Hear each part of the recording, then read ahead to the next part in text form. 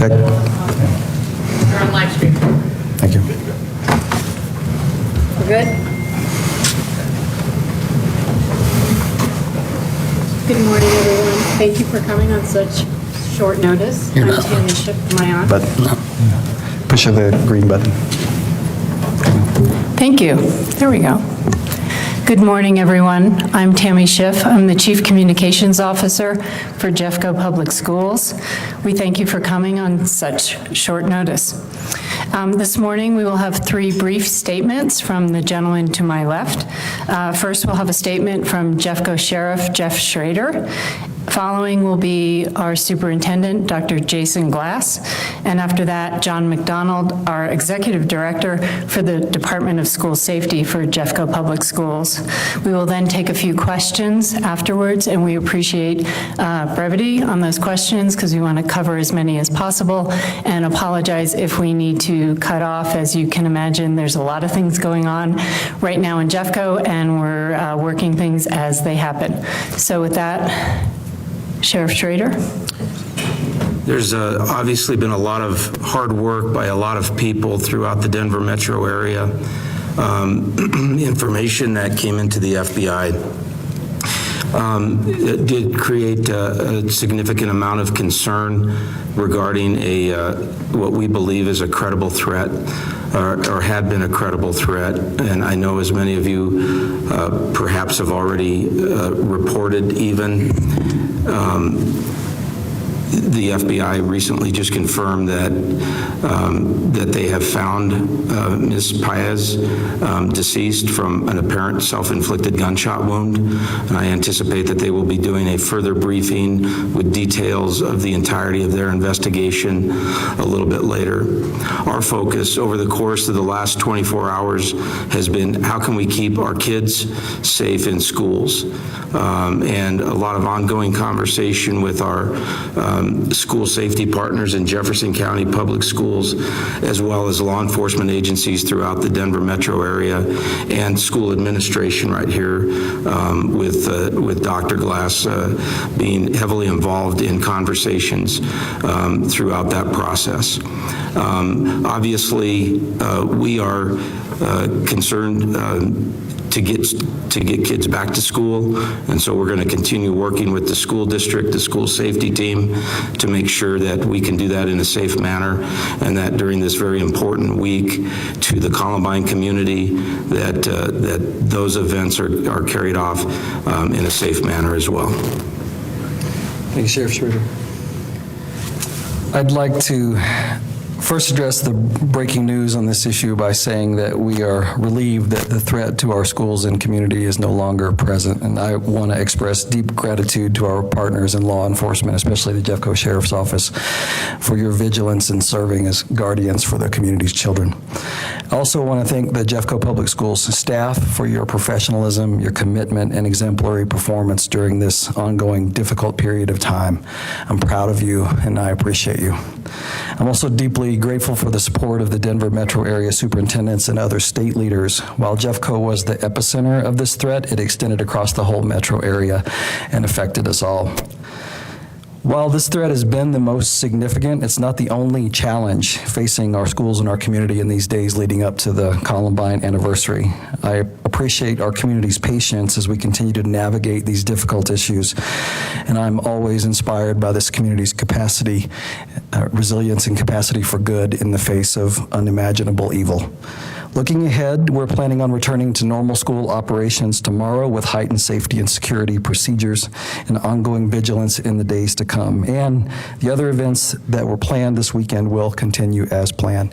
Thank you, and I want to now turn things over to our Executive Director of School Safety and Security, John McDonald. Thank you, Dr. Glass and Sheriff Schrader. You know, the shadow of Columbine looms pretty large here in Jeffco, as it does across the state and the country. For us, the partnership that we have with the Sheriff's Office is something pretty special. There are a lot of lessons learned in 1999. Probably the biggest lesson was breaking down the silos and the ability to train together, to work together, to constantly communicate to keep our 86,000 kids safe across this district is a foundational aspect of what we do. And when this threat came in, we are used to threats, frankly, at Columbine. This one felt different, it was different, and it certainly had our attention. We base our decisions based on the best intel we have at the time. And to close an entire metro area is not an easy decision, but at the end of the day, it's the right decision, the best decision to protect all of our kids. And to me, that's pretty important. It's critically important to everything that we do. A student that doesn't feel safe in school is not a well-educated student. They can't focus, they can't study, and they can't take that test. So we were blessed in Jeffco, frankly, to have support from 7 different law enforcement agencies that provide us school resource officers that are helping us protect our kids each and every day. I'm very thankful that this threat is over and we can get back to the business of learning. But we know that Columbine continues to attract people from around the world. And if I have any message, we're not a place to come visit if you're not a student. If you don't have business there, we're not a tourist attraction, and we're not a place for you to come and gain inspiration. Thank you. Thank you, gentlemen. And now we'll open it up to questions. Yes, right here. Can you describe the circumstances surrounding the death of Ms. Pais? Were agents actively involved in pursuing her at the time when she took her own life? I don't have that information, but I believe she was found on a search. But again, the FBI will be doing a more comprehensive briefing. They're currently processing the scene where her body was found to determine all of the factors that would lead to those conclusions. I don't know if she was, I don't believe that they were in active pursuit at the time that she was found dead, but again, they'll confirm that and the details surrounding it. Sheriff, do you believe that there could be any persons associated with her? Is that a concern? And what is your involvement with the investigation right now? Well, we've had staff on the Rocky Mountain Safe Streets Task Force that have been actively involved. We have had people in the command post during the course of the last 24 hours to aid in that investigation. We've had plenty of staff that have been boots on the ground searching different areas. Everything that I've heard in briefings does not indicate that she had any assistance or friends in the area, just a fascination with the Columbine area and the horrendous crime that went on there 20 years ago. And I know you had said that this threat felt different. She did purchase a gun in Colorado. How did that play into this? Well, for me, looking at school shooters and the history of what we've seen for the last 20 years, there's some real indicators that we look at. The fact that she was committed, purchased a plane ticket, not only purchased a plane ticket, but made that journey, that pilgrimage to Columbine. Once she got into our area, purchased a gun.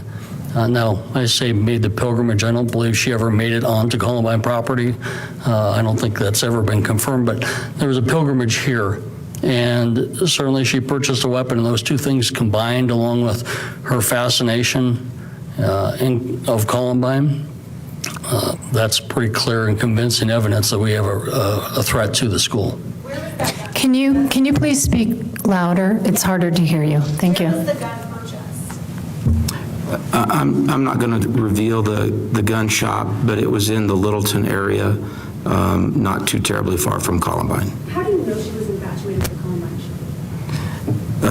The reports that have been in briefings have indicated that she had made statements to friends, family, and some online type postings or communications. And before we take other questions, I also want to introduce Frank DeAngelis, who's the former principal of Columbine High School, who is here to answer any questions around connections to the historical Columbine events and then events related to the memorial this weekend. John, can you talk about the fact that she is only one person, and granted that she did have a gun, but how was she able, as just one person, to generate so much concern and affect such a wide area, even though she had intent and being only one person versus those departments? How can you talk about the logistics of heightening up the awareness for that? Well, I will say this, that we base all of our decisions on the intel that we have at the time. So from our perspective, the information that came into us, we made a decision based on what we need to do at Columbine. And then that extends to other areas within the Columbine articulation area to protect those immediate schools. Based on then further information that we were provided by law enforcement, we made decisions to place some of the mountain schools on lockout as well. So all of those decisions are not done in a vacuum or in a silo. It is constant communication back and forth, looking at what that threat is, and having decision makers together. And we had good partners, mission partners, that were looking at our entire school safety program, and from the school district. Now that extended out metro-wide when we were advised that the threat was not as specific to Columbine. However, in my mind, the fascination with Columbine, where she purchased the weapon, the fact that she made the journey here, for me, it's all about protecting our environment, our schools. That's how we made that decision. Yes, over here. Thank you. Was the purchase of a gun legal? And also, if she were still alive, what could law enforcement do in terms of containing the situation? Could she have been charged with something, or is law enforcement hands kind of tied in this type of situation? Well, I don't believe our hands were tied in this type of a situation. Obviously, communication was ongoing. Do I know what charges could necessarily have applied in this case? No, not without additional information. And there were prosecutors as well as many law enforcement officers involved in that communication. Minimally, based on the information that we had, she certainly would have been subject to being taken into custody for a mental health hold, a 72-hour hold and treat, to determine a little bit more about the mental state and what risk there would have been posed. But minimally, that would have happened. Certainly, there was the potential for other charges, but absent additional information, I wouldn't be able to comment on what those would be. Yes, over there, our person from the Post. Thank you. In addition to the additional security tomorrow, do you anticipate there's going to be any need for additional mental health support or counseling? Yes, after events like this, we typically deploy additional mental health support, counseling, make that available to our staff, our students, our families. Regrettably, this is not the only time situations like this have happened in Jeffco and in schools across the country. So it's a sad statement that we're becoming more used to handling situations like this, but we expect that there will be some grief and processing mental issues to contend with tomorrow. Thank you. Back there. Can you describe what you mean by heightened security tomorrow? Yeah, we will not disclose what exactly that looks like, but it will involve processes and procedures at buildings regarding entrance into schools, operations of the school during the day, release of students at the end of the day, additional patrols using camera systems. So without going into details, it might reveal our systems of support. It's those sorts of things. And John may want. You will, students will see, as they typically do. We are all over schools all day long, so they're very used to seeing us, and they'll continue to see us, and they'll see additional patrols in the near future. And thank you. Over there. And, this question is for Frank. I know this is already an emotional, a difficult week. And for you, for families, when did you first learn about this? What did you think? I know you still have a relationship with these families. Have you talked with them? What are they thinking right now?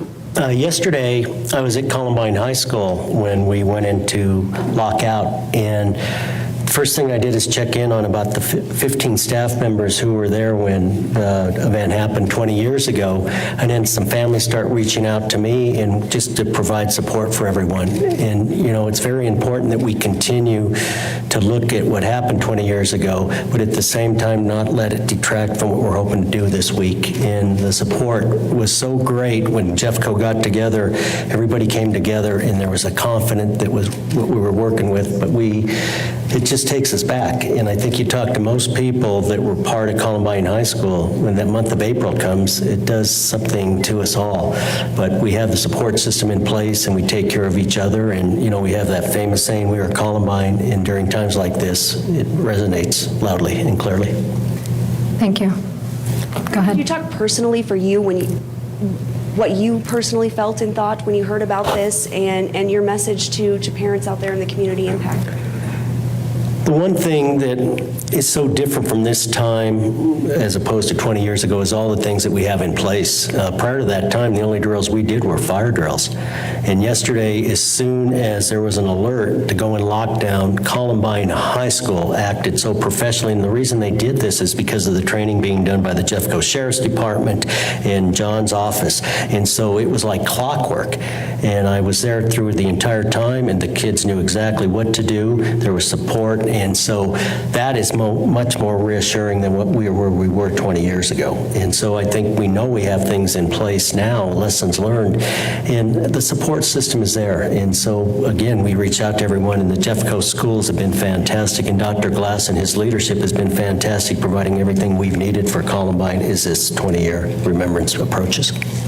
And Sheriff, I did just want to ask you the question about, was the gun purchased legally? And can you kind of explain the laws? A lot of people are asking, you know, how she would be able to purchase a shotgun here in Colorado. Yeah, the things that I've been briefed on, all appearances are that the firearm was purchased legally. I'm sure that there will be some ongoing evaluation in that regard by federal law enforcement officers, perhaps with the ATF, but every appearance is that it was purchased legally. One of the requirements when somebody purchases a gun or obtains a concealed handgun permit in the state of Colorado is that their fingerprints, well, that information is run through the Colorado InstaCheck program. And so that would be a requirement and provide the gun seller the legal right to sell that gun to an individual based on the information that they have there. And could someone from the school speak to what the lead time was maybe when you found out about this potential threat and the seriousness of it and when action was taken? John? I received a call from law enforcement, and as soon as I had that call from task force agent that placed it, I immediately called our school resource officer at Columbine, and we began within a minute of taking action and making decisions.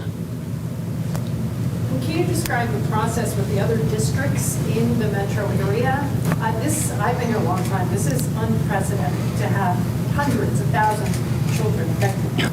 Right. Describe that process. The Denver metro area superintendents coordinated closely on this. Of course, Jeffco was the epicenter of the threat, but as it was determined the threat wasn't specific to any one school, and we knew she was present in the metro area and clearly had developed means to move around from the airport into Littleton up to the foothills and the mountains. There was a concern that any of our schools could be targets until the situation was resolved. So we worked closely with law enforcement, the FBI, state law enforcement, the governor's office was involved. There were a lot of conversations, and collectively we stood together and made the decision to close all of the schools in the metro area today because the threat couldn't be determined. We did begin thinking about if this were to continue, then what?